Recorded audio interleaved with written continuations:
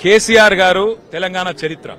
కేసీఆర్ ను ఇవాళ పిలిచి అది కూడా ఇరిగేషన్ గురించి మాట్లాడడము అంటే ఇది హనుమంతుడి ముందు కుప్పిగంతులు లాంటివి. ఎందుకంటే కేసీఆర్ గారికి ఉన్నంత క్షుణ్ణమైన అవగాహన, వాగులు, వంకలు, నదులు, చెరువులు, వీటి గురించి, ఇరిగేషన్ రంగం గురించి కేసీఆర్ కు ఉన్నంత అవగాహన బహుశా భారతదేశంలోనే ఈరోజు సమకాలీన రాజకీయాల్లో ఏ రాజకీయ నాయకుడు కూడా ఉండదు. మరి అట్లాంటిది కేసీఆర్ గారిని పిలిచి వాళ్ళు ఏదో అడుగుతామంటే నిజాలు అల్టిమేట్ గా తేల్తాయి, ధర్మము న్యాయమే గెలుస్తుంది. అల్టిమేట్ గా కేసీఆర్ గారి పేరు చరిత్రతో తెలంగాణను సాధించిన నాయకుడిగా, తెలంగాణను సస్యశ్యామలం చేసిన నాయకుడిగా చరిత్రలో సువర్ణాక్షరాలతో లిఖించబడుతుంది.